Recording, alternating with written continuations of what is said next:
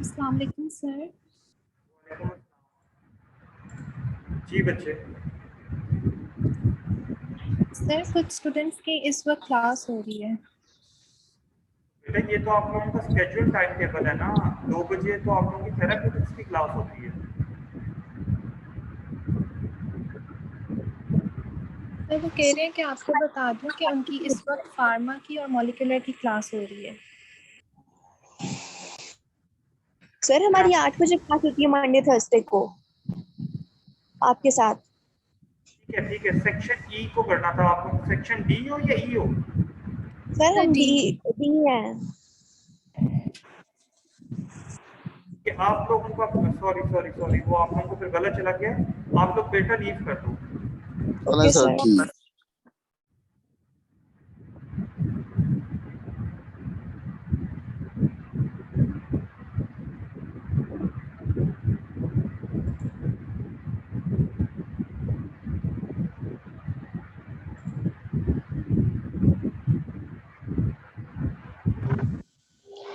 अस्सलाम वालेकुम सर।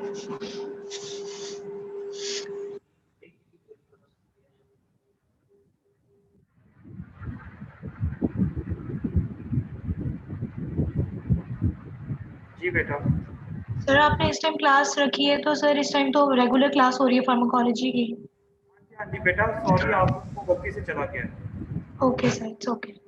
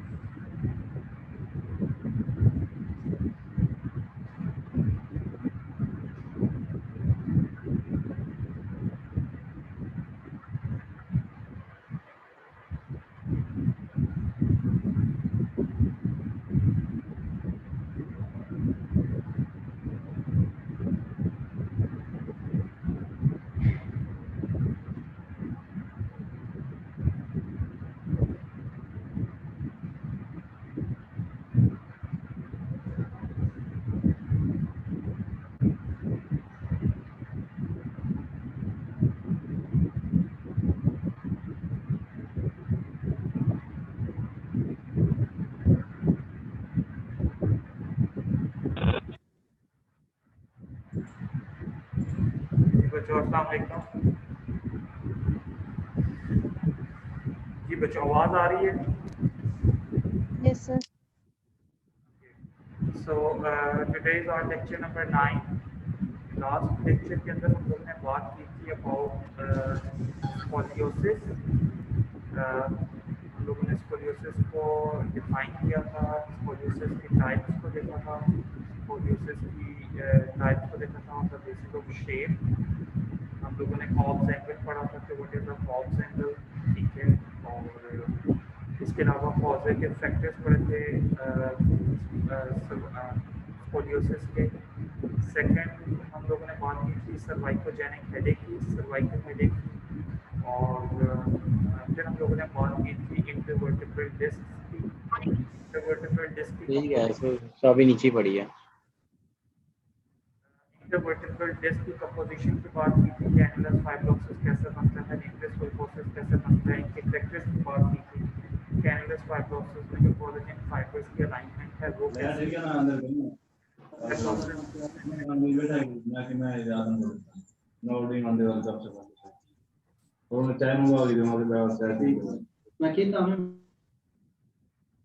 हम लोगों ने बात की थी कि कंसेंट्रिक शीट्स कैसे एक एंडलेस फाइब्रोसिस बनाती हैं, न्यूक्लियस पल्पोसिस की क्या कंपोजिशन होती है, इसके फैक्टर्स क्या होते हैं।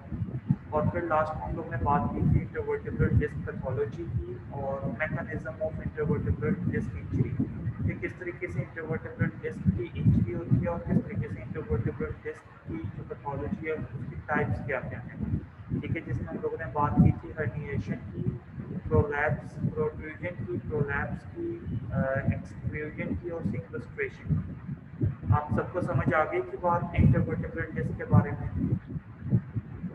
Yes, sir. आ गई थी.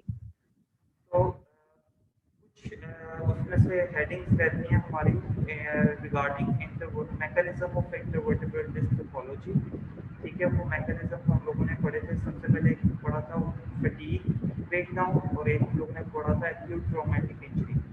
फिर ट्रॉमा की वजह से भी इंटरवर्टिब्रल डिस्क पैथोलॉजी हो सकती है और फटीग ब्रेकडाउन की वजह से भी इंटरवर्टिब्रल डिस्क पैथोलॉजी हो सकती है। सर बहुत डिस्टॉर्शन हो रही है माइक में। डिस्टॉर्शन हो रही है? बाकी सब बच्चों को आवाज क्लियर आ रही है? सर आवाज बहुत दूर से आ रही है, मतलब समझने में थोड़ा मुश्किल हो रहा है। बेटा अब आवाज आ रही है? जी सर आ रही है। जी सर आ रही है। जी बेटा अब आवाज ठीक है? जी सर Yes, ठीक sir, आ रही है। Okay, I am going to share the screen with you people.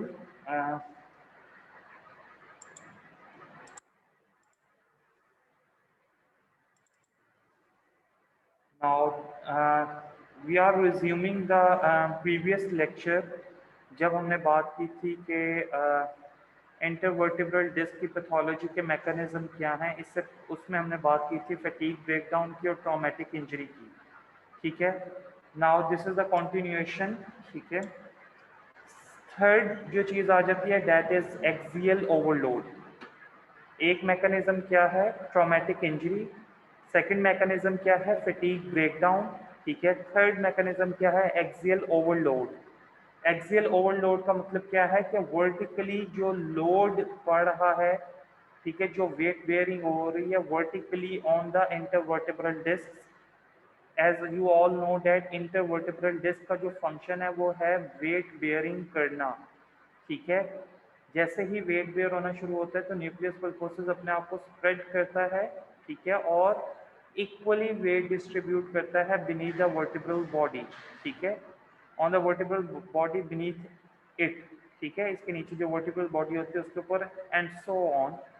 तो वो कहते हैं अगर यही लोड जो वेट बेयरिंग है, अगर ये लोड ज़्यादा हो जाए या जिसको हम लोग बोलते हैं एक्सियल ओवरलोडिंग हो जाए, तो तब भी आपकी डिस्क जो है वो क्या हो सकती है, इंजर्ड हो सकती है।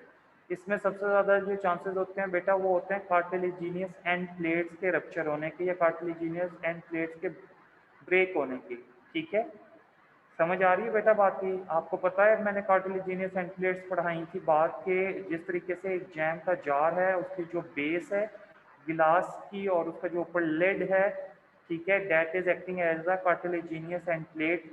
अगर एक्सियल ओवरलोड पड़ेगा, ठीक है, तो इसके ऊपर प्रेशर पड़ेगा और बीनीथ द बेस प्रेशर पड़ेगा, जिसकी वजह से इनकी टीयरिंग के चांसेस सबसे ज़्यादा होते हैं और इस तरीके से डिस्क की पैथोलॉजी हो सकती है या डिस्क की इंजरी हो सकती है। थर्ड मैकेनिज्म का पता चल गया जी बच्चों? जी बच्चों, आवाज आ रही है? थर्ड मैकेनिज्म का पता चल गया? ठीक है। Yes sir. So the next mechanism is the degenerative changes.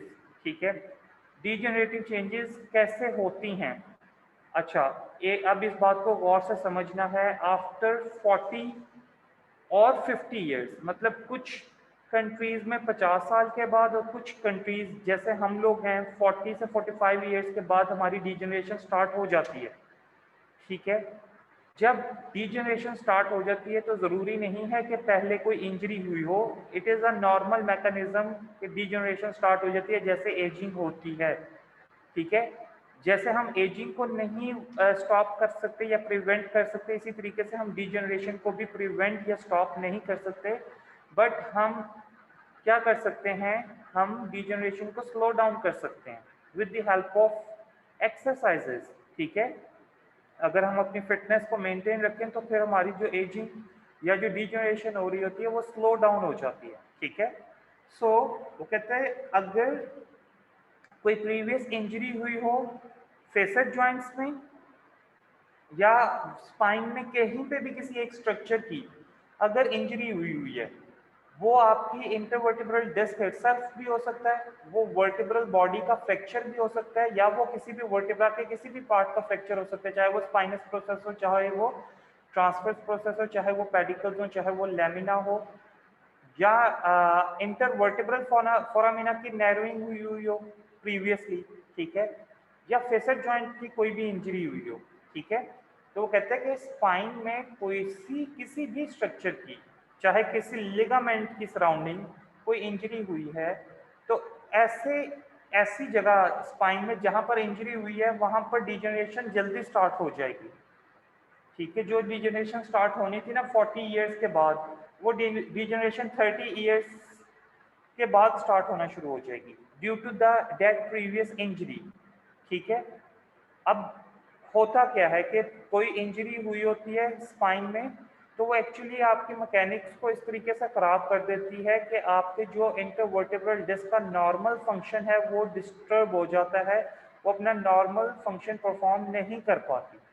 जब वो अपना नॉर्मल फंक्शन परफॉर्म नहीं कर पाती, और उसका नॉर्मल फंक्शन क्या है कि जब उसके ऊपर प्रेशर पड़ेगा तो वाटर लूज हो जाएगा, जब आप रेस्टिंग पोजीशन में जाओगे तो वो वाटर को दोबारा अट्रैक्ट करेंगे प्रोटियोग्लाइकन्स, लेकिन अगर वो इनएक्टिव रह रही है ड्यू टू दैट इंजरी, ठीक है, तो फिर क्या होगा कि उस इंटरवर्टिब्रल डिस्क में डिजेनरेशन जल्दी स्टार्ट हो जाएगी। बेटा बात की समझ आई है? जी बच्चों, जी बच्चों, बात की समझ आई है? जी सर। ओके, नाउ वो कहते हैं डिजेनरेशन इंटरवर्टिब्रल डिस्क में अगर डिजेनरेशन हो जाए तो इसके क्या करैक्टर्स हैं। सबसे पहली बात ये है कि जो एनुलस फाइब्रोसिस की जो लेयर्स हैं जिसकी मैंने बात की थी, there are 10 to 12 concentric sheets, वो जो नंबर ऑफ लेयर्स हैं वो कम होना शुरू हो जाएंगी। ठीक है, ये डिजेनरेशन है। सेकंड क्या है कि जो अगर 10-12 नॉर्मल एक इंडिविजुअल में प्रेजेंट थी और एक डीजेनरेटिव चेंज आई है या डीजेनरेशन हुई है और अब वहां पर रह गई है 5 to 6 कंसेंट्रिक शीट्स, कम हो गई है ना पहले से, तो उसमें क्या होगा कि वो थिक भी हो जाएंगी। पहले पहले जो थिकनेस थी, ठीक है, वो इतनी थिकनेस नहीं थी। क्यों? क्योंकि वहां पर 10 to 12 concentric sheets were enough to hold that nucleus pulposus, but now क्योंकि number of sheets are decreasing, तो फिर शीट्स क्या करेंगी, कंपनसेटरी मैकेनिज्म के तौर के ऊपर अपने आप को थिकन करना शुरू कर देंगी। So the number of layer decreases but their thickness increases. That is a more common point और सिग्निफिकेंट इंपॉर्टेंस का पॉइंट है। ठीक है, कि ये ऐसा क्यों होगा, क्योंकि नंबर ऑफ लेयर्स कम हो गई हैं और वो अब न्यूक्लियस पल्पोसिस को होल्ड करने के लिए उन्होंने अपनी थिकनेस को इंक्रीज कर दी है कंपनसेटरी मैकेनिज्म के तौर पर।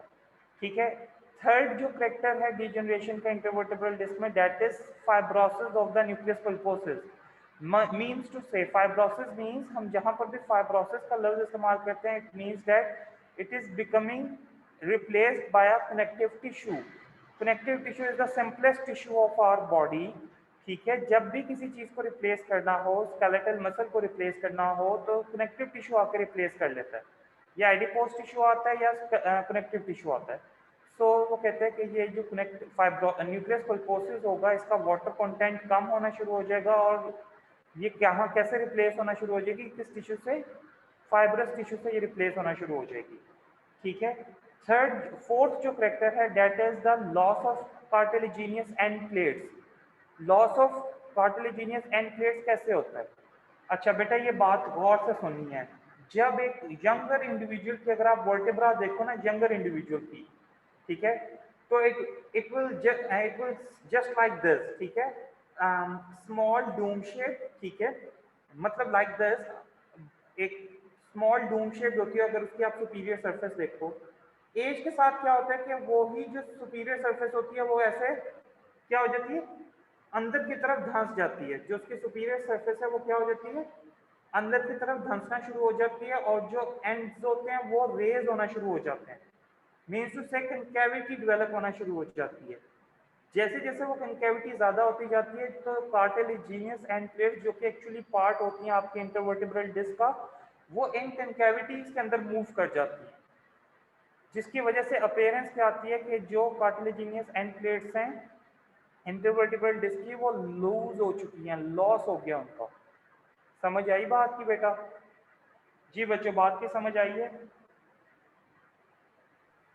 Yes sir. फिर रिपीट कर दें।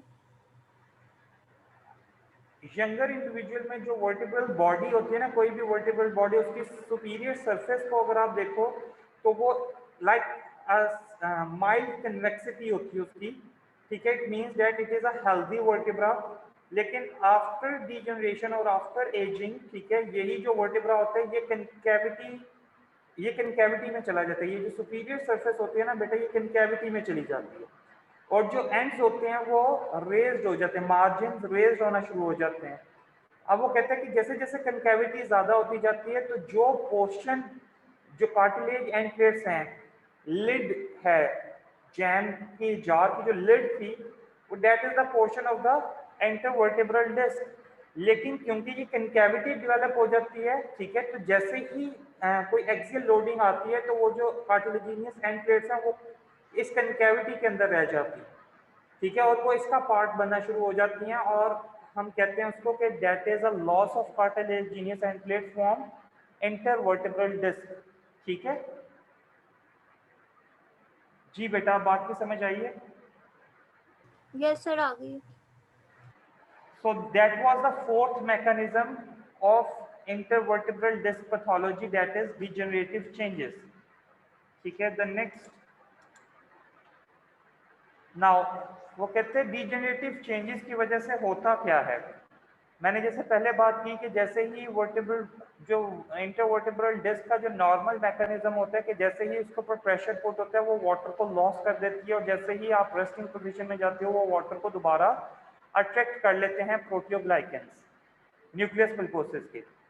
अब वो क्या कहते हैं, वो कहते हैं कि जी डिजेनरेशन हो गई है, तो क्या होता है कि इंटरवर्टेब्रल डिस्क वाटर को अट्रैक्ट नहीं कर पाती।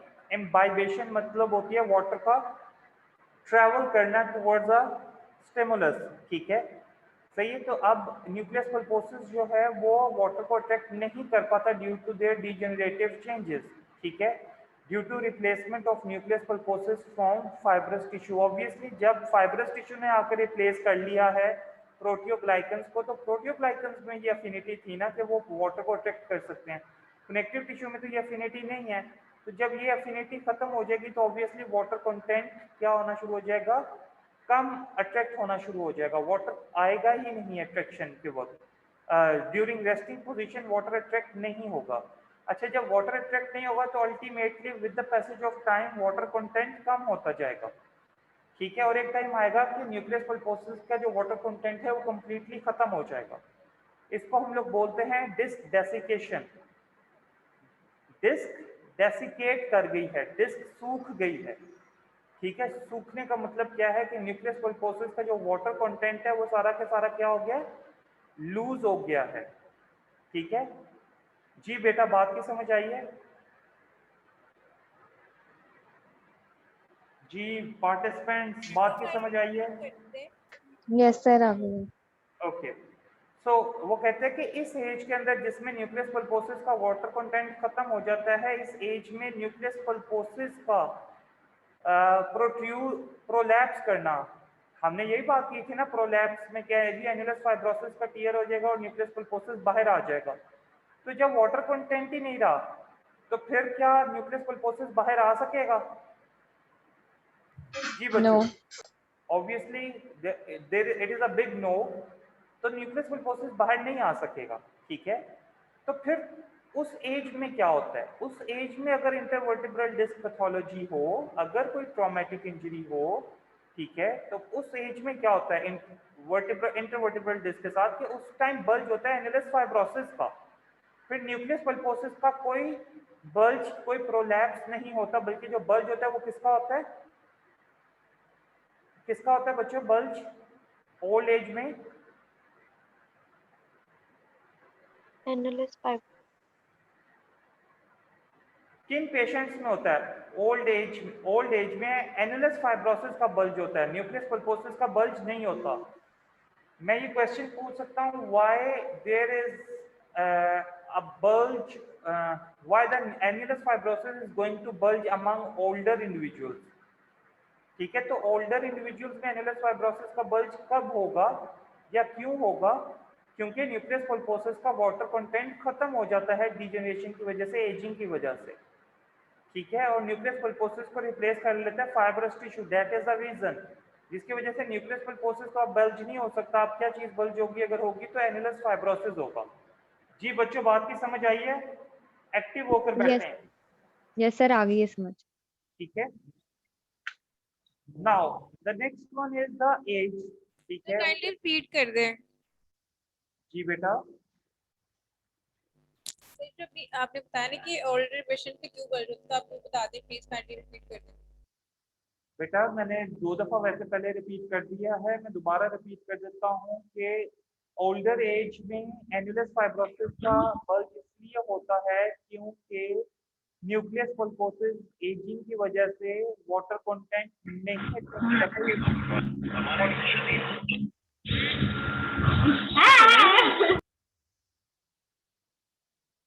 वाटर कंटेंट कंप्लीटली लॉस हो जाता है, एक रीजन है। ठीक है, सेकंड रीजन क्या है कि न्यूक्लियस पल्पोसिस जो है, न्यूक्लियस पल्पोसिस का जो प्रोटियोग्लाइकन्स हैं वो रिप्लेस हो जाते हैं विद फाइब्रस टिश्यू।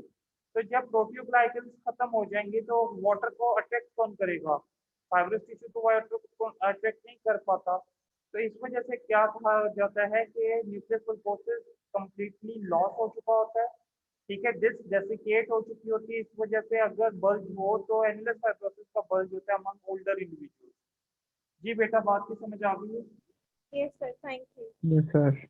ओके, तो वो कहते हैं कि जो मोस्ट कॉमन एज है इंटरवर्टिब्रल डिस्क पैथोलॉजी की, that is between 30 to 45 years. ठीक है, अकॉर्डिंग टू बुक्स लिखा हुआ है। मैंने आप लोगों को पाकिस्तान के लिहाज से डिजेनरेशन बताइए कि 40 ईयर्स के बाद almost in most cases 40 years के बाद डिजेनरेशन स्टार्ट हो जाती है। ठीक है, तो अगर हम इनमें देखें तो 30 से 40 ईयर्स तक या 25 से लेकर 40 ईयर्स तक आपकी जो न्यूक्लियस पल्पोसिस है वो वाटर को अट्रैक्ट कर पाती है।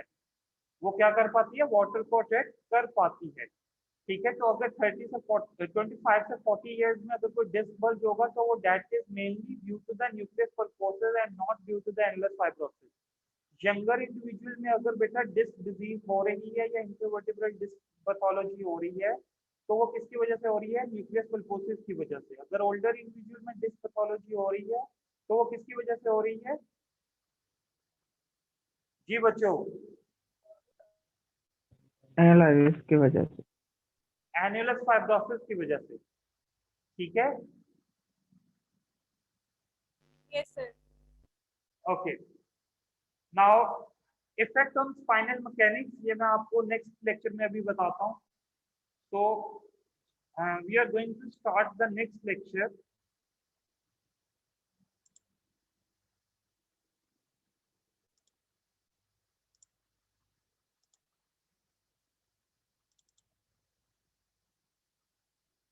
Let's start with lecture number 8. Beta, this is lecture number 8 of PPT. ठीक है, according to PowerPoint presentation, this is lecture number 8. But वैसे मैं आप लोगों को लेक्चर नंबर 9 पढ़ा रहा हूँ. ठीक है, सो हमारे सामने सारी एक पिक्चर आ गई कि इंटरवर्टिब्रल डिस्क की कंपोजिशन क्या है. हमने पढ़ लिया इंटरवर्टिब्रल डिस्क की कंपोजिशन क्या है. जी बच्चों, पढ़ा है हमने. सेकंड जी सर. यस सर, पढ़ा है. सेकेंडली हमने बात कर ली कि what are the types of intervertebral disc pathology. Herniation है, प्रोट्रूजन है, प्रोलैप्स है, एक्सट्रूजन है, सीक्वेस्ट्रेशन है. पढ़ लिया हम लोगों ने टाइप्स का भी. जी. फिर हम लोगों ने बात की about mechanism of intervertebral disc pathology, जिसमें हमने बात की रप्चर की, ट्रॉमेटिक रप्चर की, फटीग ब्रेकडाउन की, और फिर हमने बात की डीजनरेशन की. ठीक है, इसके अलावा हम लोगों ने बात की एक्सियल ओवरलोडिंग की. ठीक है, हमने मैकेनिज्म भी पढ़ लिया कि इन मैकेनिज्म की वजह से क्या हो सकती है, क्या होती है, इंटरवर्टिब्रल डिस्क पैथोलॉजी होती है. बात कर ली हम लोगों ने. So now Yes, we sir. are going to start the symptoms and the signs associated with intervertebral disc pathology. ये बेटा किसी भी सेगमेंट की इंटरवर्टिब्रल डिस्क पैथोलॉजी होगी तो ये ऐसे ही साइन एंड सिम्टम्स आएंगे.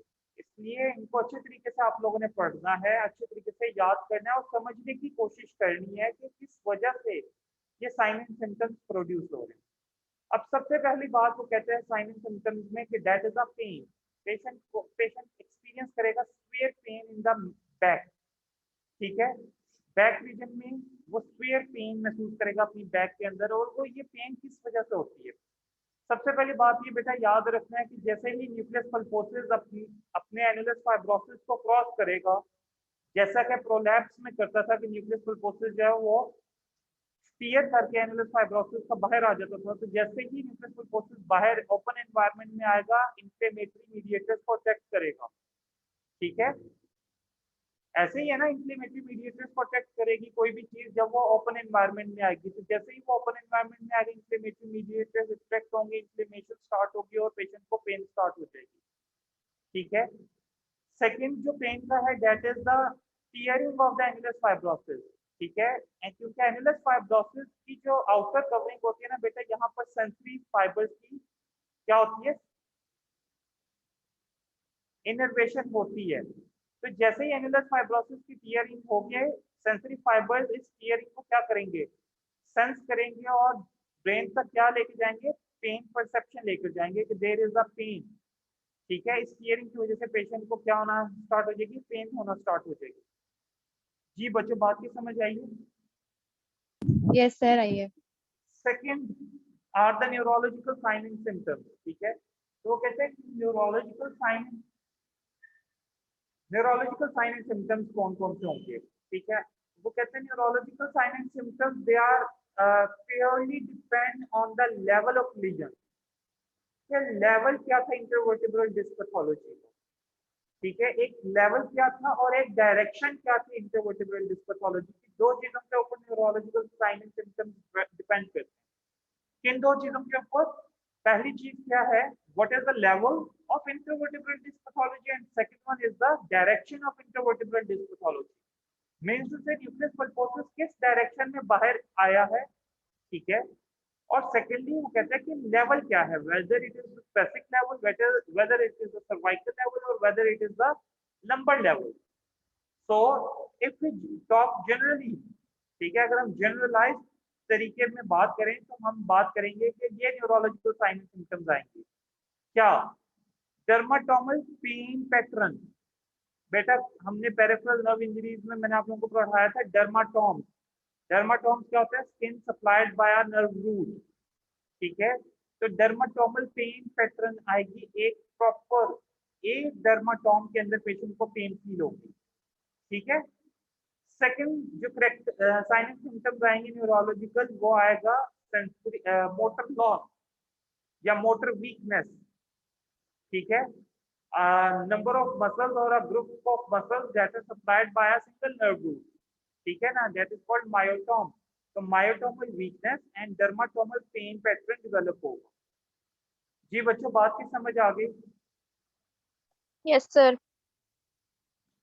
नाउ वो क्या कहता है, एक मिनट बच्चों,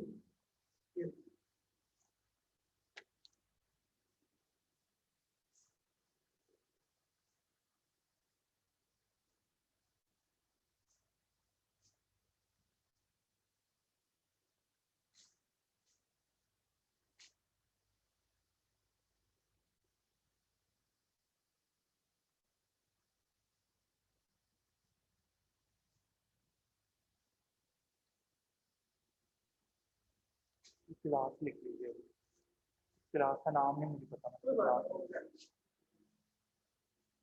जी बच्चों स्टार्ट करें। सेकंड अच्छा सर ये अब क्या बात सर क्या ये करना मायोटॉम्स है? का रिपीट कर दें। जी बेटा मायोटॉम्स का रिपीट कर दें। अच्छा हम बात कर रहे हैं न्यूरोलॉजिकल साइन एंड सिम्टम्स की। वो कहता है neurological sign and symptoms depend करते हैं दो चीजों के ऊपर। एक क्या है, level of intervertebral disc pathology, whether it is a cervical level, whether it is a thoracic level, whether it is the lumbar level, ठीक है। सेकेंडली वो क्या बात करता है, वो कहता है it will also depend on the direction of intervertebral disc pathology, के डायरेक्शन क्या थी न्यूक्लियस पल्पोसिस की, जिसमें न्यूक्लियस पल्पोसिस बाहर निकला है, वेदर पोस्टरोलेटरल थी, पोस्ट्रोमीडियल थी, कंप्लीट पोस्टीरियर थी, ठीक है, एंटीरियर डायरेक्शन में हुआ है, किस डायरेक्शन में हुआ, प्रोट्रूजन या प्रोलैप्स। समझ आई बेटा बात की? तो वो कहता है अगर हम इसको जनरलाइज तरीके में देखें तो जनरलाइज तरीके में जो साइन एंड सिम्टम्स आएंगे वो क्या आएगा, डर्माटोमल पेन पैटर्न आएगी, skin supplied by single nerve root is called dermatome, means से स्पेसिफिक एरिया होगा स्किन का जहां पर पेशेंट को पेन महसूस होगी। थर्ड सेकंड क्या है कि पेशेंट को मोटर वीकनेस डेवलप होगी। Motor weakness is group, myotomal weakness हम लोग उसको बोलते हैं। Myotome is a group of muscle supplied by a nerve root, वो जो मसल सप्लाई हो रहे होंगे इस नर्व रूट से, ठीक है, वो क्या होना शुरू हो जाएंगे, वीक होना शुरू हो जाएंगे। अब देखो बात क्या हो रही है, हम बात करें इंटरवर्टिब्रल डिस्क पैथोलॉजी की, लेकिन ये जो साइन एंड सिम्टम्स हम पढ़ेंगे कौन से पढ़ें, न्यूरोलॉजिकल साइन एंड सिम्टम्स पढ़ें, जो कि एक्चुअली किस वजह से हो रहे हैं, नर्व रूट की कंप्रेशन की वजह से या स्पाइनल कॉर्ड के कंप्रेशन की वजह से। जी बच्चों बात की समझ आ रही है? तो वो यस कहते हैं सर। ये जो न्यूरोलॉजिकल साइन एंड सिम्टम्स हैं ये एक्चुअली इस वजह से हैं क्योंकि जो न्यूक्लियस पल्पोसिस ने जो बाहर आना है उसने आके जिस एरिया को अफेक्ट करना है, ठीक है, उस एरिया से एक्चुअली गुजर ही आपका नर्वस सिस्टम रहा है, वो या पेरिफेरल नर्वस सिस्टम गुजर है या वो सेंट्रल नर्वस सिस्टम गुजर है। अगर तो वो स्पाइनल कैनाल को ऑक्लूड करना शुरू कर देगा तो एक्चुअली स्पाइनल कॉर्ड कंप्रेस होना शुरू हो जाएगी। अगर वो इंटरवर्टिब्रल फोरामिना को नैरो डाउन करेगा तो आपके नर्व रूट या पेरिफेरल नर्वस सिस्टम इन्वॉल्व हो जाएगा। बच्चों बात की समझ आइए, इसलिए हम लोग इंटरवर्टिब्रल डिस्क पैथोलॉजी के साइन एंड सिम्टम्स की बात करते हैं कि इनमें मायोटोमल वीकनेस डेवलप होगी और डर्माटोमल पेन पैटर्न डेवलप होगा। बच्चों बात की समझ आइए? जी जी सर आगे समझ। जी सर। ओके, तो द नेक्स्ट वन इज कि वो कहता है कि जरूरी नहीं है कि ये जो डर्माटोमल पेन पैटर्न है या मायोटोमल वीकनेस है, ये अब मैं आप लोगों को एक क्लिनिकल टिप बता रहा हूँ कि ये जो डर्माटोमल पेन पैटर्न है या मायोटोमल वीकनेस है, जरूरी नहीं है कि ये दोनों फैक्टर या ये दोनों सिम्टम्स तभी प्रोड्यूस हो जब इंटरवर्टिब्रल डिस्क की पैथोलॉजी है। जरूरी नहीं है कि ये तब ही प्रोड्यूस हो जब इंटरवर्टिब्रल डिस्क की पैथोलॉजी है। वो कहता है स्पाइन की जो फेसेट जॉइंट्स हैं अगर उनमें कोई इशू चल रहा है, स्पाइन के फेसेट जॉइंट्स की अगर डिजेनरेशन हुई है, स्पाइन के फेसेट जॉइंट्स की अगर कोई इंजरी हुई है, फेसेट जॉइंट्स के कैप्सूल की कोई इंजरी हुई है, तब भी पेशेंट को ये साइन एंड सिम्टम्स आ सकते हैं। बच्चों बात की समझ आई है? जी सर। अगर इंटरवर्टिब्रल जॉइंट जो वर्टिब्रल सेगमेंट बन रहा है इंटरवर्टिब्रल डिस्क के ऊपर, जो वर्टिब्रल बॉडी है जो नीचे वर्टिब्रल बॉडी, अगर इनकी मैकेनिक्स में कोई इशू आया, कोई हाइपोमोबिलिटी आई है, ठीक है, जिसको नहीं हुआ कुछ, लेकिन इनकी अपनी मूवमेंट एक दूसरे के ऊपर जो मूवमेंट हो रही है, ग्लाइडिंग हो रही है या टिल्टिंग हो रही है, इनकी अपनी मूवमेंट में क्या आई है, एसिमेट्री आई है या मैल अलाइनमेंट आई है, उस वजह से भी पेशेंट को ये साइन एंड सिम्टम्स आ सकते हैं। ठीक है बेटा, जी बच्चों बात की समझ आ गई? जी सर आगे समझ। अच्छा जी, variability, next one is the variation of symptoms. अब वो कहते हैं सिम्टम्स वेरी करते हैं फ्रॉम पेशेंट टू पेशेंट, ठीक है, लेकिन ये जो वेरिएशन है ये किस वजह से है? क्योंकि हर पेशेंट का जो लेवल होगा वो एक जैसा लेवल नहीं होगा, ठीक है, एक बात। दूसरी बात ये, हर पेशेंट की जो डायरेक्शन होगी न्यूक्लियस पल्पोसिस की वो एक जैसी नहीं होगी, ठीक है, that is why there is a variation of sign and symptoms between the patient as well. तो वो कहते हैं व्हाट आर द वेरिएशन? वो कहते हैं कि पोस्टरोलेटरल या पोस्टीरियर जो बल्ज प्रोलैप्स है, ठीक है, that is the most common. मतलब न्यूक्लियस पल्पोसिस या पोस्टीरियर डायरेक्शन में निकलता है या पोस्टरोलेटरल डायरेक्शन में निकलता है, this is the most common, ठीक है। वो कहते हैं कि ये अगर पोस्टीरियर या पोस्टरोलेटरल कॉलम में जाता है या पोस्टीरियर या पोस्टरोलेटरल डायरेक्शन में न्यूक्लियस पल्पोसिस मूव करता है, ठीक है, तो एक्चुअली ये क्या करेगा, ठीक है, ये वो कहता है कि लॉन्गिट्यूडिनल लिगामेंट, जो पोस्टीरियर लॉन्गिट्यूडिनल लिगामेंट है, इसके अगेंस्ट कंप्रेशन प्रोड्यूस करेगा, पेशेंट को बैक में स्वेयर पेन महसूस होगी। सेकेंडली वो क्या कहता है कि पेशेंट की जो पेन है वो क्या करेगी, रेडिएट कर सकती है टू द बटक और द थाई, ठीक है। अब सेकंड क्या हो सकती है वेरिएशन, ठीक है, वो कहते हैं सेकंड वेरिएशन की टाइप है कि जी लार्ज पोस्टीरियर प्रोट्रूजन। अगर लार्ज पोस्टीरियर प्रोट्रूजन हो या प्रोलैप्स हो तो it means that it will affect the spinal canal. अगर वो स्पाइनल कैनाल को अफेक्ट करेगी तो फिर स्पाइनल कॉर्ड क्या हो जाएगी, कंप्रेस होना शुरू हो जाएगी। जब स्पाइनल कॉर्ड कंप्रेस हो तो उसको हम लोग माइलोपैथी बोलते हैं। लास्ट लेक्चर में भी मैंने आप लोगों को डिफरेंस बताया था, what is the difference between myelopathy and radiculopathy. Now again listen, ठीक है, myelopathy is compression of the spinal cord or the pathological condition associated with compression of the spinal cord, this is called myelopathy. इसके जो sign and symptoms होते हैं that are totally different from radiculopathy. Radiculopathy is the pathological condition associated with compression of the nerve root or the peripheral nervous system. Myelopathy is central nervous system. Radiculopathy is peripheral nervous system. ठीक है, तो both have different sign and symptoms. अगर हम myelopathy की बात करें तो saddle anaesthesia आएगा। सैडल एनेस्थीसिया क्या होता है, इंग्वाइनल, ये जो आपका इंग्वाइनल लिगामेंट होता है फ्रंट के ऊपर या इंग्वाइनल एरिया होता है, ठीक है, यहाँ पर आपको सेंसेशन, सेंसरी सेंसेशन जो होंगी या जो सेंसेशन होंगी वो सारी क्या हो जाएंगी, लॉस होना शुरू हो जाएंगी, ठीक है, this is called saddle anaesthesia, ठीक है। सेकेंड इंपॉर्टेंट चीज is, second important thing is, ठीक है, कि इसमें लॉस ऑफ ब्लैडर कंट्रोल हो जाएगा। मतलब यूरिन कंट्रोल नहीं हो सकेगा ऐसे पेशेंट से, ठीक है, वो जितना मर्जी कंट्रोल करना चाहिए यूरिन कंट्रोल नहीं हो पाएगा, ठीक है। So these are the two important factors that differentiate myelopathy from radiculopathy. Radiculopathy में क्या होगा, डर्माटोमल पेन पैटर्न और मायोटोमल वीकनेस होगी, ठीक है, डर्माटोमल पेन पैटर्न होगी और क्या होगा, मायोटोमल वीकनेस होगी।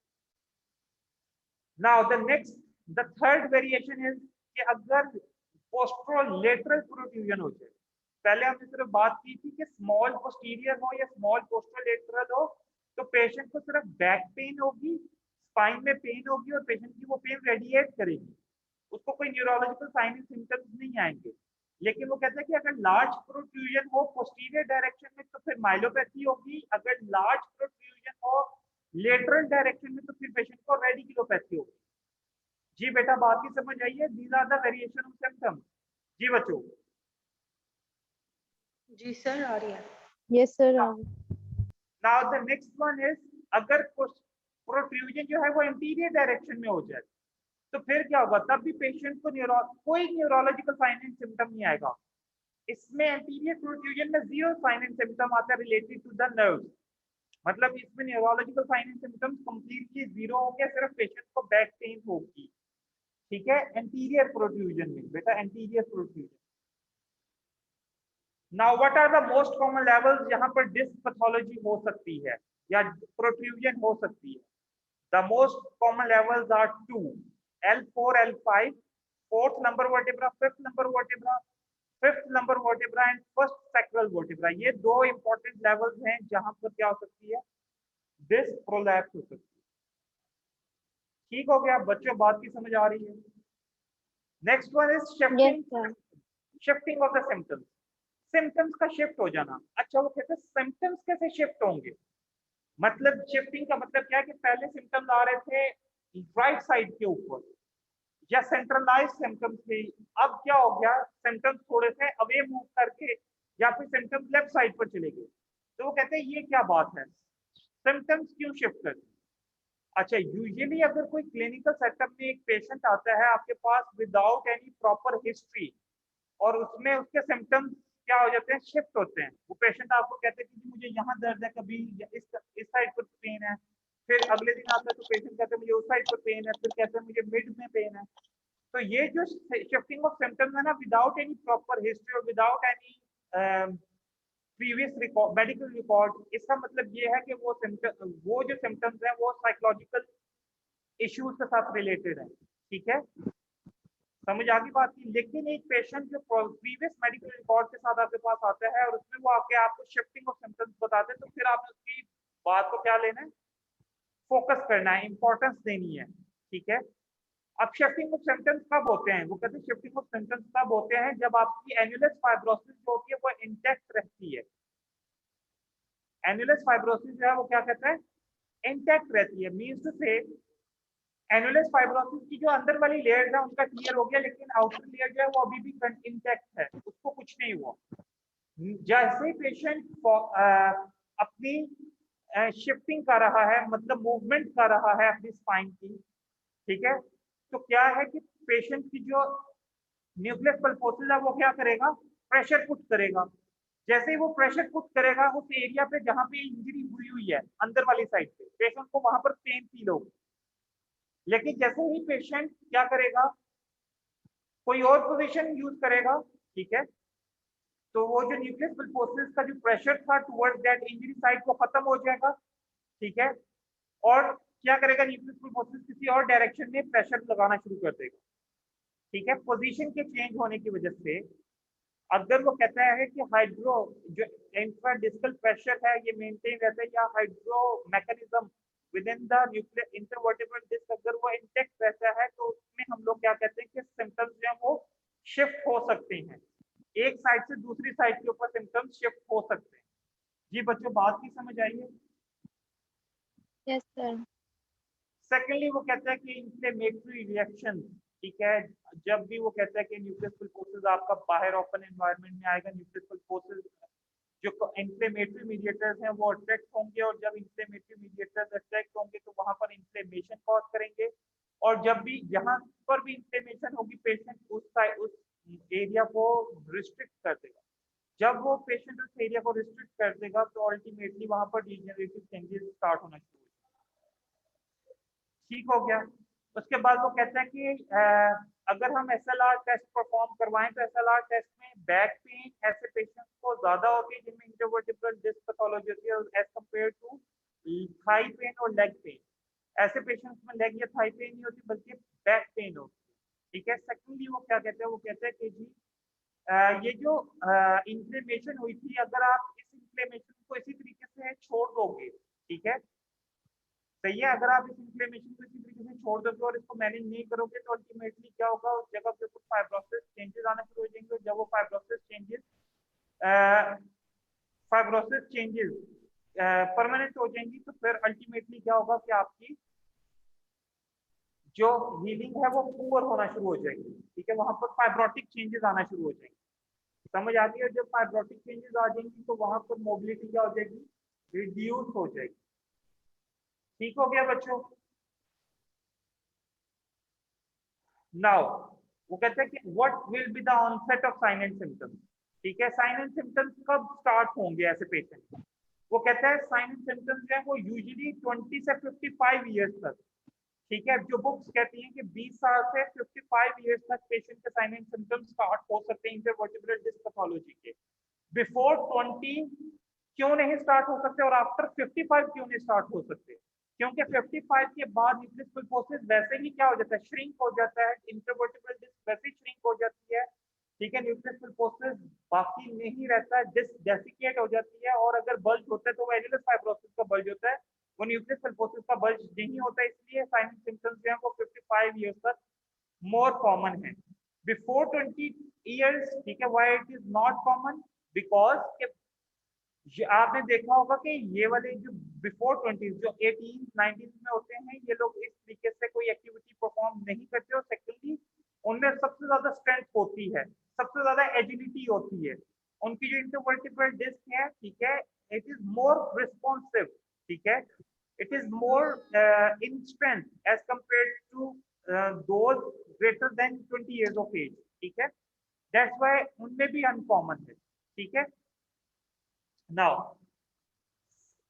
सेकंड थिंग इज, वो कहता है कि जो अगर हम बात करें डिस्क पैथोलॉजी के ऑनसेट की, ठीक है, तो वो कहता है कि फॉरवर्ड बेंडिंग, ठीक है, forward bending with side bending, ठीक है, अगर आप कहते हैं पेशेंट जो है वो फॉरवर्ड बेंड हो रहा है, ठीक है, या फिर वो क्या कहते हैं, वो कहते हैं कि फॉरवर्ड बेंडिंग के साथ साइड बेंडिंग भी कर रहा है एक साइड के ऊपर, तो तब वो कहते हैं कि ऑनसेट स्टार्ट होता है, पेशेंट को तब सबसे ज्यादा पेन प्रोड्यूस होती है पेशेंट में, ठीक है, या फिर वो क्या कहते हैं, वो कहते हैं कि कोई भारी चीज उठाने लगे नीचे से, ठीक है, नीचे से कोई भारी चीज उठाने लगे, तब भी पेशेंट को अगर पेन आए तो इट मींस कि there is a intervertebral disc pathology, ठीक है। और सेकंड थर्ड थिंग इज के पेशेंट को टीयरिंग की आवाज सुनाई दे भी सकती है और नहीं भी सुनाई दे सकती। अक्सर पेशेंट आके आपको बताते हैं कि जी मुझे ऐसे लगा कि जैसे कपड़े को नहीं फाड़ते वैसे ही आप कोई अंदर से फटने की आवाज आई है, जैसे कि टिश्यू को टीयर कर रहा है, ठीक है, सही है। कोई पेशेंट आपको उसकी डिस्क्राइब करता है पॉपिंग साउंड आई है, पॉप की साउंड आई है, ठीक है, और उसके बाद से पेन सीवियर है, ठीक है, तो इट मींस कि there is a tear of the annulus fibrosis और इंटरवर्टिब्रल डिस्क इंजरी। पेन का बिहेवियर क्या होगा? अच्छा, पेन किस तरीके से बिहेव करेगी? वो कहता है कि जब भी पेशेंट इनएक्टिव स्टेज में होगा या सेडेंटरी लाइफस्टाइल गुजारना शुरू कर देगा आफ्टर दैट इंजरी, तो पेशेंट की पेन ज्यादा होना शुरू हो जाएगी, ठीक है, पेशेंट की पेन सेटल नहीं करेगी, पेशेंट की पेन ज्यादा होगी, ठीक है। क्यों पेशेंट की पेन ज्यादा होती है? क्योंकि सेडेंटरी लाइफस्टाइल के साथ आपकी जो पेन परसेप्शन होती है उसका जो थ्रेशोल्ड लेवल होता है ना बेटा, वो कम होता जाता है, थ्रेशोल्ड लेवल कम होता जाता है। अब जैसे अगर आज आप वॉक करते हो या आप अरसे से वॉकिंग करते आ रहे हो या जॉगिंग करते आ रहे हो, तो आपका इंड्योरेंस लेवल हाई हो जाता है, लेकिन जैसे ही आप वो एक्सरसाइज छोड़ते हो तो आपका इंड्योरेंस लेवल वापस एक इनएक्टिव लाइफस्टाइल पर आ जाता है।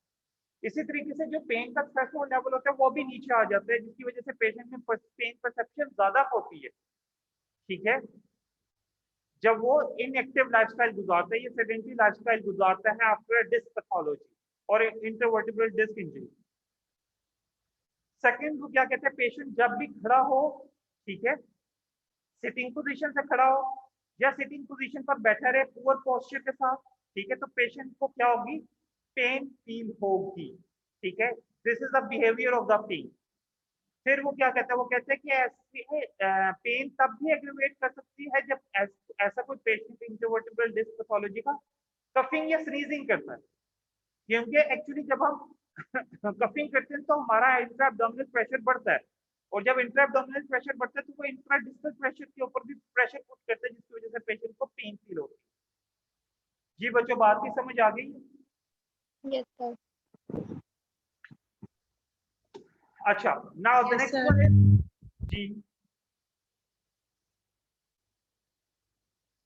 जी बेटा, now the next one is after pain behavior, after onset of the pain, after pain behavior, what will be the acute stage look like? ठीक है, now this is our next chapter। ये एक अलग chapter है, हमने जो पहले बात की है बेटा वो हमने बात की है साइन एंड सिम्टम्स की। साइन एंड सिम्टम्स के बाद this is the next chapter different from sign and symptoms कि जी एक्यूट स्टेज में पेशेंट को क्या क्या होगा। ठीक है, अच्छा वो कहते हैं कि एक्यूट स्टेज में सबसे पहली बात क्या है कि जब भी एक्यूट स्टेज आएगी, ठीक है, तो पेशेंट की ऑब्वियसली एक्यूट स्टेज में इन्फ्लेमेशन हाईएस्ट होती है, इन्फ्लेमेशन मैक्सिमम होती है। जब इन्फ्लेमेशन मैक्सिमम होगी तो अल्टीमेटली क्या होगा कि आपको पेन भी फील होगी। जब पेशेंट को पेन फील होगी तो पेशेंट अपनी कोई मूवमेंट परफॉर्म नहीं कर पाएगा। ठीक है, तो that is the acute stage. Swelling भी हो सकती है पेशेंट को, इन्फ्लेमेशन के साथ पेशेंट को पेन भी हो सकती है। ठीक है, तो this is the first stage. ठीक है, अच्छा अब वो ये जो बेटा 2 स्लाइड्स हैं ये मैं आप लोगों को बाद में बताता हूँ।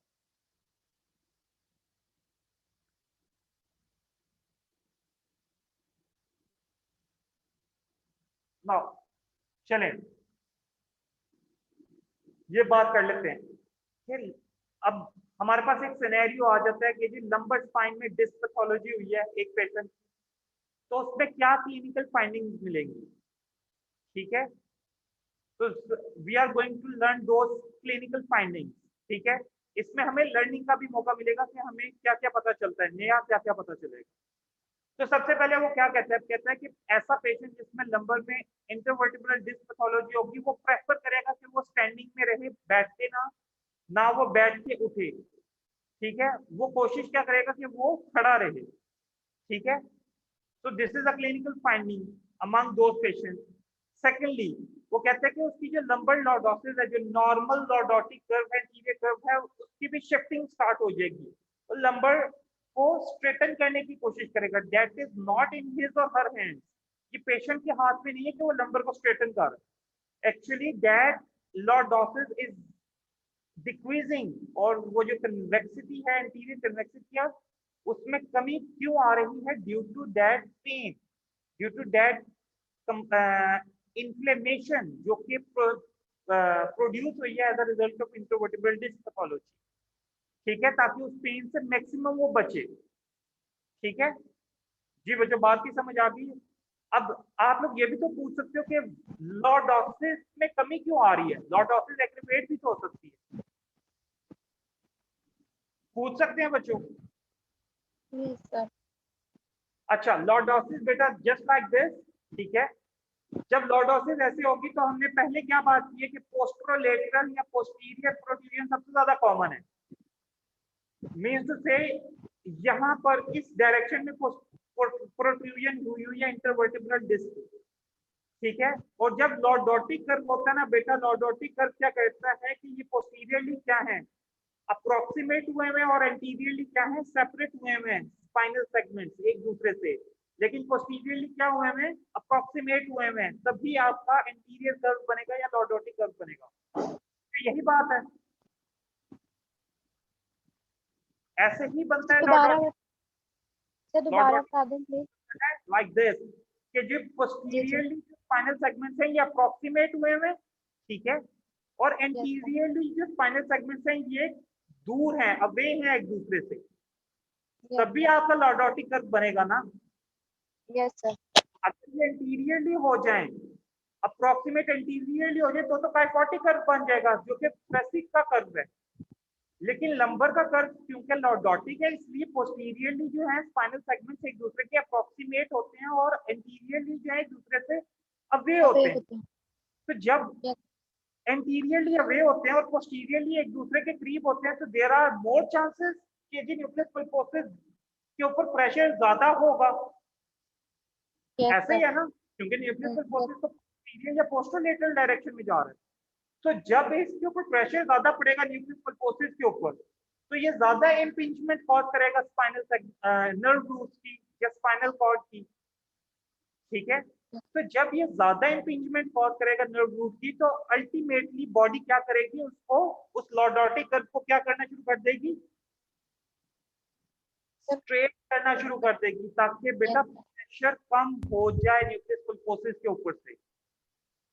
Yes sir.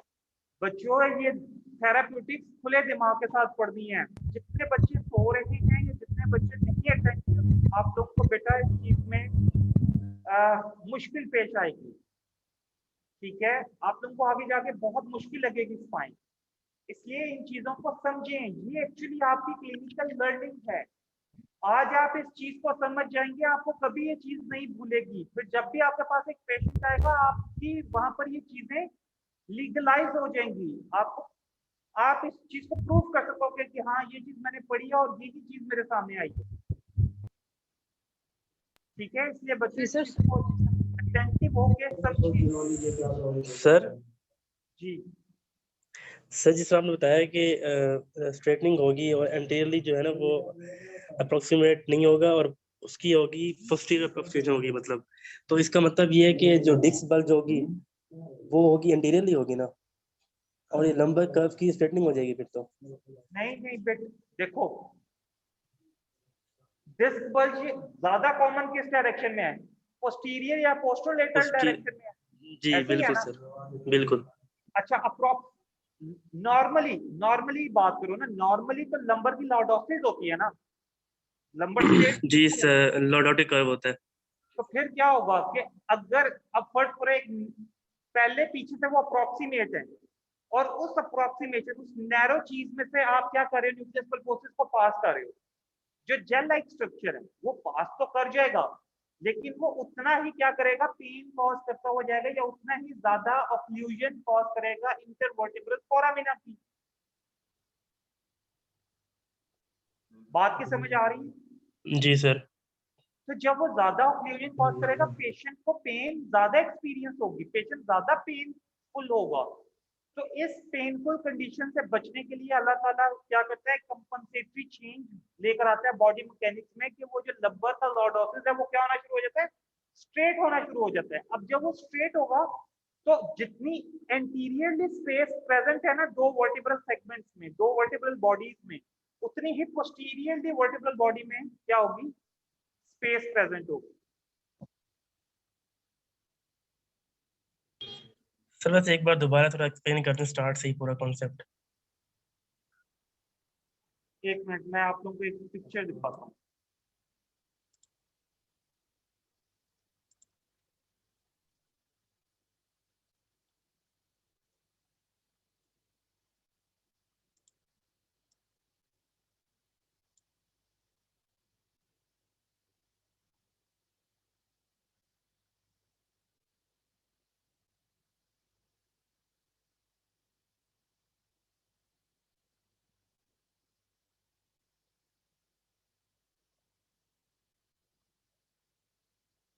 एक मिनट बच्चों,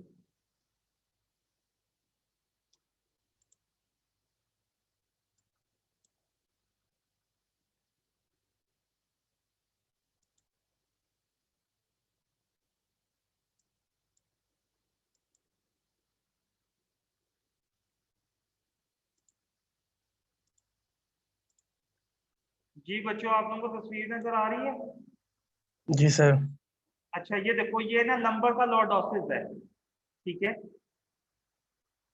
ये क्या है, लंबर का लॉर्डोसिस स्टार्ट हो गया। अब ये एरो नजर आ रहा है, माउस का एरो, कर्सर नजर आ रहा है? अच्छा, जी सर। ये ना, ये जो चीज है, ये वाली जो चीज है ना, ये पैथोलॉजिकल कंडीशन है। मैं इस पैथोलॉजिकल कंडीशन को नहीं डिस्कस कर रहा, मैं दिस नॉर्मल कंडीशन को डिस्कस कर रहा हूँ। ये नॉर्मल स्पेस है। अब आप देखो, ये पोस्टीरियर कंपार्टमेंट है ना, ये नैरो हुआ है, ये नैरो ही है as compare to the anterior compartment, हुआ नहीं हुआ? नॉर्मली ये बिल्कुल sir. Compartment as compare to the anterior compartment, जी ऐसा है या नहीं है?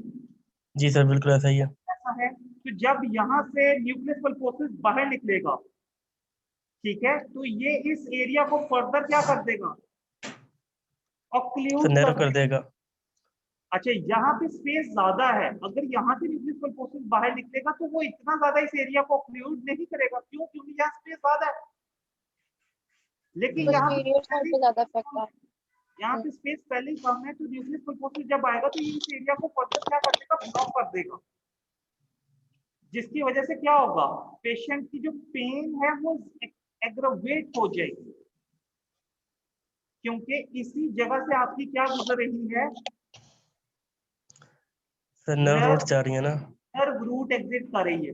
जो इंटरवर्टिब्रल फोरामिना की जो एंटीरियर बाउंड्री होती है ना, वो बेटा पोस्टीरियर सरफेस होती है इंटरवर्टिब्रल डिस्क की। ये मैंने पिछले लेक्चर में जी पढ़ाई सर है। बिल्कुल, जी जी सर पता है। पल्पोसिस पीछे आएगा तो क्या वो इंटरवर्टिब्रल फोरामिना को नैरो डाउन नहीं करेगा मजीद? जी सर करेगा। तो जब वो इंटरवर्टिब्रल फोरामिना को नैरो डाउन करेगा, नर्व रूट के ऊपर कंप्रेशन आएगी। जब नर्व रूट के ऊपर कंप्रेशन आएगी, पेन ज्यादा हो जाएगी, और जब पेन ज्यादा हो जाएगी तो पेशेंट क्या कंपनसेटरी चेंज क्या आएगा कि ये सारे वर्टिब्रास क्या करेंगे, एक स्ट्रेट लाइन में आ जाएंगे, ताकि एंटीरियरली और पोस्टीरियरली एक जैसी सरफेस, एक जैसी स्पेस क्रिएट हो जाए। ठीक है सर। हम क्या कहते हैं, हम हमेशा पेन से दूर भागते हैं। एंटीरियरली से स्पेस रिड्यूस हो जाएगी और पोस्टीरियरली इंक्रीज हो जाएगी। पोस्टीरियरली ज्यादा नहीं होगी ना, एंटीरियरली रिड्यूस होगी। सिर्फ क्या होगी, एक कंपनसेशन होगी, कंपनसेशन। ठीक है सर, ठीक है, समझ आ गई। ठीक है, हम हमेशा बेटा पेन से दूर भागते हैं।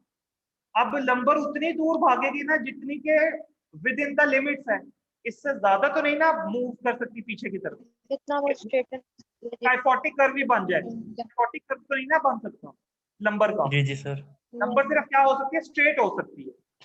ठीक है, okay.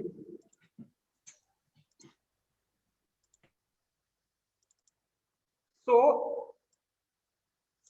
the third factor, the third clinical finding, ठीक है, lumbar spine intervertebral disc pathology में जो थर्ड क्लिनिकल फाइंडिंग है वो क्या होगी कि जो फॉरवर्ड बेंडिंग है ना बेटा, वो लिमिटेड हो जाएगी। फॉरवर्ड बेंडिंग जो है वो क्या हो जाएगी, लिमिटेड हो जाएगी। अच्छा, ये जो बात है ना बेटा, ये एक्यूट स्टेज की बात है। ये बात किसकी है, एक्यूट स्टेज की बात है बेटा, याद रहेगा।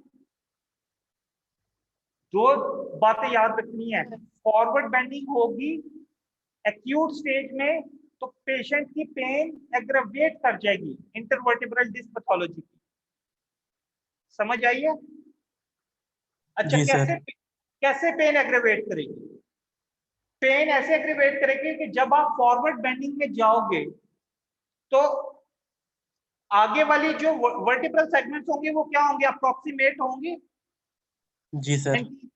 जब वर्टिब्रल सेगमेंट्स इंटीरियरली अप्रोक्सीमेट होंगे तो न्यूक्लियस पल्पोसिस के ऊपर प्रेशर पड़ेगा फ्रंट साइड से। तो जब न्यूक्लियस पल्पोसिस के ऊपर फ्रंट साइड से प्रेशर पड़ेगा तो ये दोबारा क्या करेगा, पोस्टीरियर बल्ज करेगा, पोस्टीरियर मूव करेगा। तो जब ये दोबारा पोस्टीरियर डायरेक्शन में जाएगा तो मजीद पेन होगी। समझ आइए बेटा बात की? That is interesting part. जब आपको ये चीजें समझ आना शुरू हो जाए तो ये इंटरेस्टिंग फील होती हैं, ठीक है ना। अब ये एक नॉर्मल सी मूवमेंट है जो कि एक आम इंसान को जिसमें इंटरवर्टिब्रल डिस्क पैथोलॉजी नहीं है उसको कुछ नहीं कहेगी, लेकिन एक ऐसा पेशेंट है जिसमें इंटरवर्टिब्रल डिस्क पैथोलॉजी है, पेशेंट फॉरवर्ड बेंडिंग नहीं कर पाता। ठीक है, so forward bending will be limited, लेकिन अगर पेशेंट फॉरवर्ड बेंडिंग करेगा तो पेशेंट की पेन क्या हो जाएगी, एग्जैजरेट कर जाएगी। ठीक है, सो that is the third clinical finding. Now the next one is the fourth clinical finding, and this is the concept of two terms, the peripheralization and centralization. अच्छा, वो क्या कहता है, वो कहता है कि peripheralization का मकसद क्या है। peripheralization बताती है कि there is a severity of a tissue injury। जब आपकी पेन जो है वो यहां पर प्रोड्यूस हो रही है, यहां पर, और ट्रेवल करती हुई वो कहां तक आ जाए, एक डिस्टेंट लेवल तक आ जाए, तो इट मींस कि देयर इज अ पेरिफेरलाइजेशन, के ओरिजिन से पेन जो है वो दूर तक जा रही है, पेरिफेरलाइज हो रही है, दैट इज कॉल्ड पेरिफेरलाइजेशन। अच्छा, सेंट्रलाइजेशन क्या होता है कि दूर से पेन क्या आ रही है, अपने ओरिजिन के पास आ रही है। दूर से पेन क्या हो रही है, अपने ओरिजिन के पास आ रही है, this is called centralisation. So peripheralization indicates severity of a tissue injury. Peripheralization, centralization indicates healing of a tissue injury. बच्चों बात की समझ आई है? जी सर ये दोबारा रिपीट कीजिएगा एक बार दोबारा। ओरिजिन, ओरिजिन से पेन का ट्रेवल हो जाना दूर तक।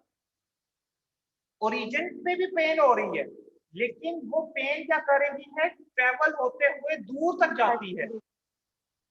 ठीक है, डिस्टल एरिया तक जाती है। तो it means this is peripheralization and this is indicating the severity of a tissue injury. It means that there is a severe tissue injury. जबकि सेंट्रलाइजेशन क्या है कि मूविंग पेन का अपने ओरिजिन के करीब आ जाना, मींस टू से अब पेन क्या होगी, ओरिजिनेट होगी अपने ओरिजिन से, लेकिन थोड़ा सा दूर जाएगी, बहुत ज्यादा दूर नहीं जाएगी। ठीक है,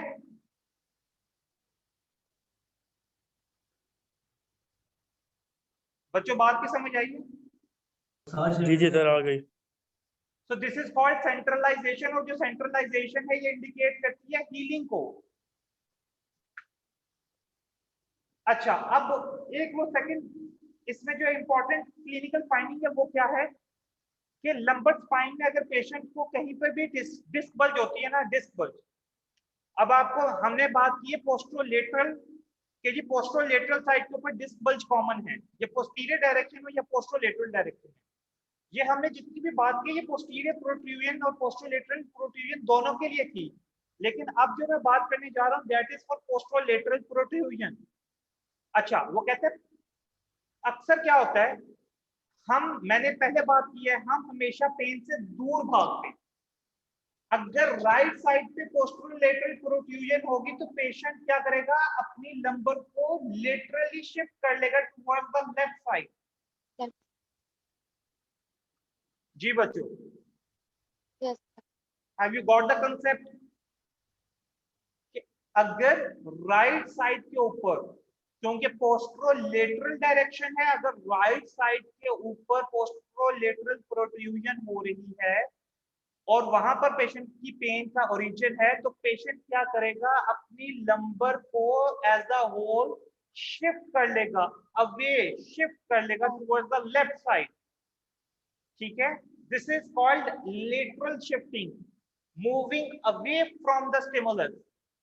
ठीक है जी बच्चे, बात समझ आई है? जी सर। ओके, सो अगर वो कहते हैं कि लेटरल शिफ्ट डेवलप हो चुकी है, ठीक है, और आप क्या करवाओ, बैकवर्ड बेंडिंग करवाओ। ठीक है, जैसे पहले बात की मैंने, फॉरवर्ड बेंडिंग जो है वो पेन को क्या करेगी, एग्रेवेट करेगी। एग्रेवेट करेगी सर। ठीक है, लेकिन वो कहते हैं ये जो बैकवर्ड बेंडिंग होती है ना, ठीक है, ये पेन को उतना एग्रेवेट नहीं करती जितना फॉरवर्ड बेंडिंग करती है ड्यूरिंग द एक्यूट स्टेज। इसलिए याद रखना है बेटा, एक्यूट स्टेज में फॉरवर्ड बेंडिंग क्या है, पेनफुल है, फुल है, लेकिन एक्यूट स्टेज में बैकवर्ड बेंडिंग क्या है, इतनी पेनफुल नहीं है, बल्कि पेनफुल है ही नहीं, इससे पेशेंट को पेन नहीं होगी। ठीक है, यस सर। अच्छा, ना वो कहते हैं कि अब अगर आप बैकवर्ड बेंडिंग करवाओ लेकिन पेशेंट में लेटरल शिफ्ट डेवलप हो गई हो due to moving away from the pain stimuli, अगर जब वो पेन से अवे मूव कर रहा है और उसकी लंबर स्पाइन में लेटरल शिफ्ट डेवलप हो गई, अगर अब आप बैकवर्ड बेंडिंग करवाओगे तो पेशेंट को पेन होगी, क्योंकि अब वहां पर दो मैल अलाइनमेंट आ गई हैं। ठीक है, क्या मैल अलाइनमेंट आई है कि वो लेटरली शिफ्ट हो गई है। ठीक है, जब पहले आप बैकवर्ड बेंडिंग करवा रहे थे तो तब कोई लेटरल शिफ्टिंग नहीं थी, लेकिन चूंकि अब क्या है, एक मैल अलाइनमेंट है, वो पहले ही लेटरल शिफ्ट कर चुकी है लंबर स्पाइन, तो जब आप अब बैकवर्ड बेंडिंग करवाओगे तो वो ज्यादा पेनफुल होगी। इसलिए आपने क्या करना है, ऑलरेडी अगर बैकवर्ड बेंडिंग है तो, अगर ऑलरेडी लेटरल शिफ्टिंग है स्पाइन, सर अगर बैकवर्ड, यस मैं क्वेश्चन इसके, अगर ऑलरेडी बैकवर्ड मतलब पेशेंट बैकवर्ड बेंडिंग कर रहा है तो लेटरल में अगर आ गया है तो भी उसको ज्यादा पेन, उसमें पेन स्टार्ट हो जाएगी। मैं अब आपको समझाता हूँ। देखो, अगर तो वो बैकवर्ड बेंडिंग कर रहा है और उसमें लेटरल शिफ्ट डेवलप नहीं हुई, तो उसकी बैकवर्ड बेंडिंग में पेन नहीं होगी, ठीक है। लेकिन अगर Yes, लेटरल डेवलप हो गई है और अब आप पेशेंट को बैकवर्ड बेंडिंग करवाते हो तो पेशेंट की पेन ज्यादा हो जाएगी, एग्रेवेट हो जाएगी। क्यों? जी क्योंकि सर। मैल अलाइनमेंट प्रोड्यूस हो गई है, लेटरल शिफ्ट प्रोड्यूस हो गया। इसलिए अब आपने क्या करना है, लेटरल शिफ्ट को पहले चेक करना है और लेटरल शिफ्ट को करेक्ट करना है अगर कोई लेटरल शिफ्ट है लंबर स्पाइन। तो जब आप लेटरल शिफ्ट को करेक्ट करवा के बैकवर्ड बेंडिंग करवाओगे तो फिर पेशेंट क्या फील करेगा, इजीनेस महसूस करेगा, इजी महसूस करेगा।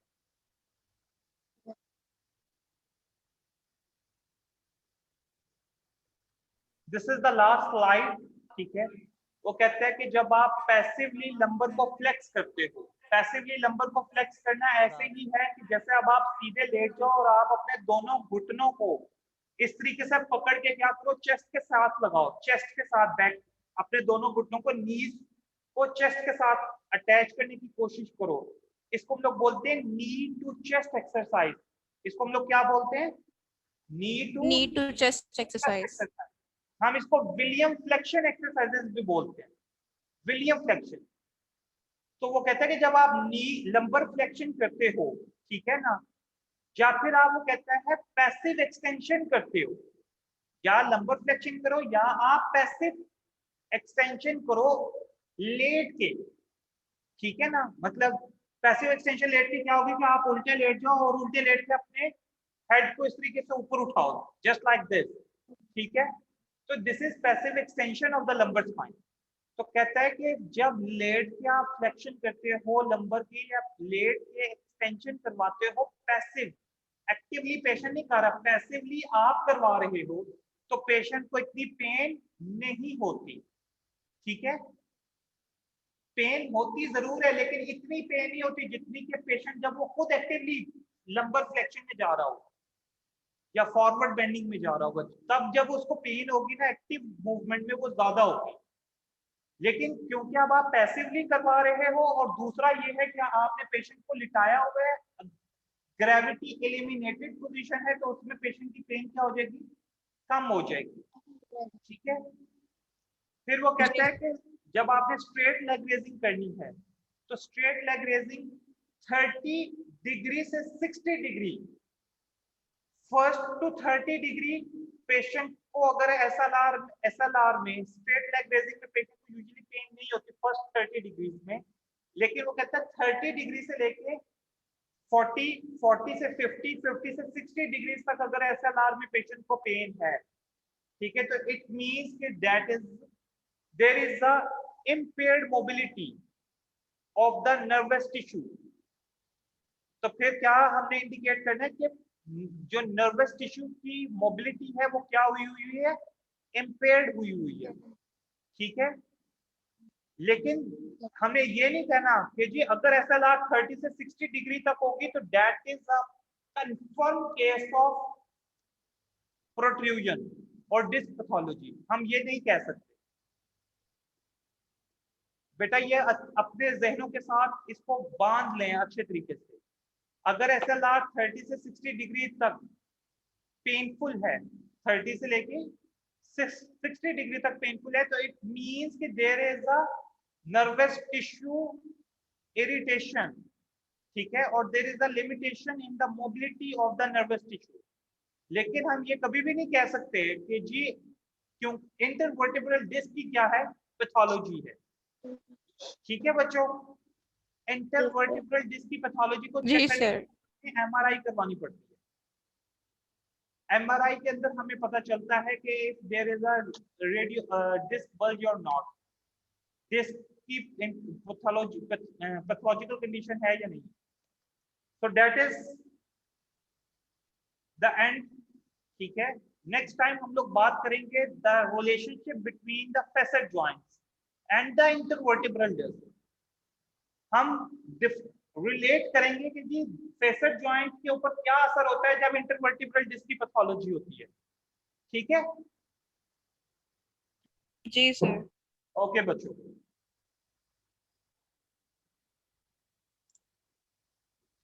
let me take the attendance एक मिनट।